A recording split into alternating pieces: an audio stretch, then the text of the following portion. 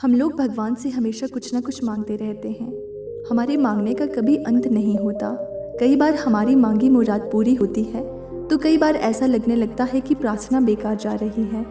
भगवान हमारी सुन ही नहीं रहा है, जबकि ये सच नहीं है।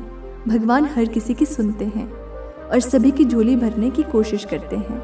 लेकिन जब झोली भरी हो या आपको भरी झोली को खाली करने का तरीका नहीं मालूम हो तो भगवान यही सोचता है कि इसे देने का भी क्या फ़ायदा। अगर आप वस्तुओं का उपयोग समुचित प्रकार से करेंगे तो निश्चित ही आपको आपकी मांगी गई चीज़ मिल जाएगी। लेकिन अगर आप उपयोग करना ही नहीं जानेंगे तो वस्तु लेकर करेंगे क्या। इस संदर्भ में एक रोचक कथा है। गौतम बुद्ध के एक शिष्य ने कहा, प्रभु मुझे आपसे एक निवेदन करना है। बुद्ध ने उसकी ओर देखा जैसे कह रहे हो कि पूछो। शिष्य ने कहा कि मेरे वस्त्र पुराने हो चुके हैं, अब ये पहनने लायक नहीं रहे, मुझे नए वस्त्र दीजिए। बुद्ध ने शिष्य के वस्त्रों की ओर देखा। वस्त्र सचमुच बिल्कुल जीर्ण हो चुके थे। बुद्ध ने दूसरे शिष्य के नए वस्त्र लाने को कहा। कुछ दिनों बाद बुद्ध अपने उस शिष्य के निवास पर पहुंचे।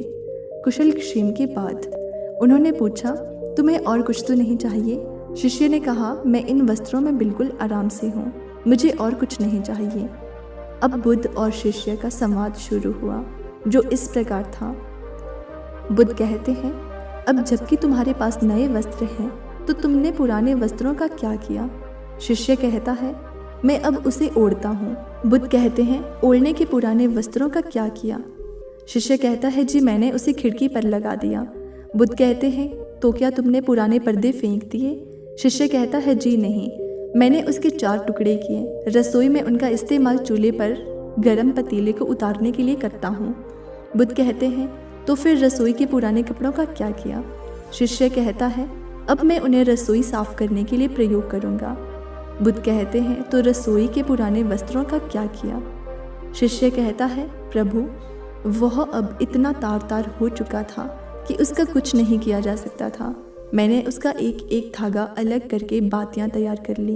उन्हीं में से एक से कल रात आपके कक्ष को प्रकाशित किया था। बुद्ध शिष्य के इस उत्तरों से संतुष्ट हो गए।